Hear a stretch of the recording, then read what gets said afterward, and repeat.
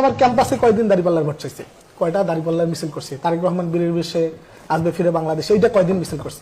আমরা ছাত্র শিবির করি, আমি ছাত্র শিবিরের ঢাকা বিশ্ববিদ্যালয়ের সাহিত্য সম্পাদক, এটা আমার পলিটিক্যাল এজেন্সি। তো ডাকসুতে আমি যখন ইলেকশন করেছি তখন আমি আমার পলিটিক্যাল এজেন্সি নিয়ে ইলেকশন করেছি। আমার সাথে আইডিওলজিক্যাল অ্যালাইনমেন্টে জামাত ইসলামের আছে, এটা অস্বীকার করার কোনো সুযোগ নাই। সাংগঠনিকভাবে আমি ইন্ডিপেন্ডেন্ট ওয়েতে ফাংশন করতে পারি, এইটা বাকি ছাত্র সংগঠনগুলো করতে পারে না, এটা আমার স্ট্রেংথের জায়গা, আমার ডিসিশন আমি নিতে পারি। তো আমার জায়গা থেকে যখন আমি দাঁড়িপাল্লার ভোট চাই বা আমার যে কোনো জায়গায় ভোট চাই, এটা আমার ব্যক্তিগত পলিটিক্যাল এজেন্সি। এখন আমার যে কমিটমেন্ট ছিল শিক্ষার্থীদের প্রতি, সেটা হচ্ছে আমি ক্যাম্পাসকে পলিটিসাইজ করবো না। আমি লেজুর ভিত্তিকতা কি ভাই শেষ করি, সরি আমি জাস্ট একটু মানে আমি এটাকে আপনাকে ডিফাইন করে দেবো, যে হচ্ছে যে আমার জায়গা থেকে আমি আমার ক্যাম্পাসে কয়দিন দাঁড়িপাল্লার ভোট চাইছি, কয়টা দাঁড়িপাল্লার মিছিল করছি, তারেক রহমান বীরের বিষয়ে আসবে ফিরে বাংলাদেশে, এইটা কয়দিন মিছিল করছি। ঢাকা বিশ্ববিদ্যালয়ের কোনো ছেলেকে আমি পলিটিক্যালি মানে ঢাকা বিশ্ববিদ্যালয় ক্যাম্পাসটাকে আমি ডাকসুর প্রভাবে নিয়ে এসে দাঁড়িপাল্লার ক্যাম্পেইন করছি, এরকম কোনো কেউ বলতে পারবে না। তো আমি আমার পলিটিক্যাল এজেন্সিতে, আমি তো সারা দেশের, আমি যখন ইলেকটেড প্রতিনিধি, আমি তো ছাত্র প্রতিনিধি, তো আমি যে কোনো জায়গায় গিয়ে আমার পলিটিক্যাল অ্যাক্টিভিজম করার মতো স্বাধীনতা আমার থাকতে হবে এবং আছে। তো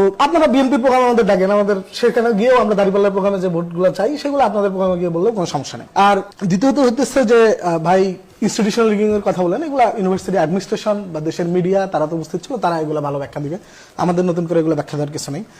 নির্বাচনে শিক্ষার্থীরা আমাদেরকে বেছে নেওয়ার কারণ আমার কাছে যেটা মনে হয়, এখানে ভিন্নতা অনেকেরই থাকতে পারে, সেটা হচ্ছে যে আমাদের যে পলিটিক্যাল ইন্টেনশন এবং আমাদের যে পলিটিক্যাল কালচার, যে স্টুডেন্ট ওয়েলফেয়ার মূলক যে কাজ এবং শিক্ষার্থীদের কল্যাণে যত বেশি কাজ করা যায়, সেটা শিক্ষার্থীরা সাদরে গ্রহণ করেছেন। এবং আমাদের পলিটিক্যাল ইন্টেনশনে গ্রুপিং, পাওয়ার প্র্যাকটিস এগুলো যেহেতু নাই, তো আমরা সেখানে বেটার চয়েসে ছিলাম। এবং শুধু যে ছাত্র শিবির নির্বাচিত হয়েছে ব্যাপার তো এটা না, ছাত্র দলের থেকেও তো চাকসুতে মনে হয় এজিএস ছাত্র দলের।